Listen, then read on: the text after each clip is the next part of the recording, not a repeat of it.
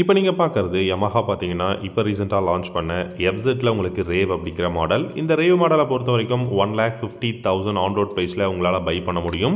But ஒரு சில ஷோரூம்ஸில் பார்த்தீங்கன்னா 1,53,000 வரைக்கும் ஆன் ரோட் ப்ரைஸ் பண்ணிட்டு இருக்காங்க. அவங்களுடைய டிரான்ஸ்போர்ட்டேஷன் சார்ஜுக்கு தகுந்த மாதிரி பண்ணுறாங்க.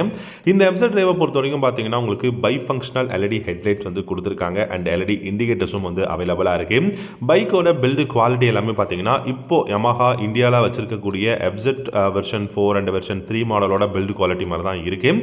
ஃப்ரண்ட்டில் பார்த்தீங்கன்னா உங்களுக்கு சிங்கிள் டிஸ்க் பிரேக் வந்து கொடுத்துருக்காங்க. ஆனால் ரெட் கலர் அலாய் வீல்ஸ் இருக்குது. நல்ல பெஸ்ட்டான டயர்ஸ் கொடுத்துருக்காங்க.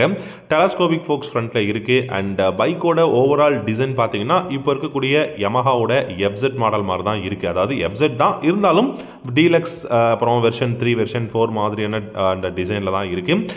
டீலக்ஸ் மாடலில் சேம் டிசைனுங்க. இது வந்து பார்த்தீங்கன்னா எந்த விதமான ஒரு சேஞ்சஸும் டிசைன் வைஸ் கிடையாது. டிஜிட்டல் இன்ஸ்ட்ருமெண்ட் கிளஸ்டர் வந்து கொடுத்துருக்காங்க. பார்க்கறதுக்கு ரொம்பவே வந்து சூப்பராக இருக்குது. And 13 litres of fuel tank capacity வந்து கொடுத்துருக்காங்க. என்னை பொறுத்த வரைக்கும் பார்த்தீங்கன்னா உங்களுக்கு எஃப்செட்டோட அந்த ஹெட்லாம்ப் டிசைன் பிடிச்சிருக்கா இல்லை இந்த ரேவ் மாடலோட டிசைன் பிடிச்சிருக்கா அப்படிங்கிறது மட்டும் தான் நீங்கள் பார்க்கணும். மற்றபடி கான்ஃபிகரேஷன் எல்லாமே சேமாக தான் கொடுத்துருக்காங்க. ஏபிஎஸ் அவைலபிளாக இருக்குது. ரியர் லுக்லேருந்து நீங்கள் பார்த்தீங்கன்னா கூட தெரியும் இது வந்து already எஃப்செட் model version 4 deluxe model மாதிரி தான் இருக்குது. அண்ட் இதை பொறுத்த வரைக்கும் நல்ல சிங்கிள் சீட் வந்து கொடுத்துருக்காங்க. சிட்டியில் டிராஃபிக்கில் யூஸ் பண்ணுறதுக்கும் ஃபேமிலி யூசேஜுக்கும் ரொம்ப ரொம்ப கம்ஃபர்டபுளாக இருக்கும்.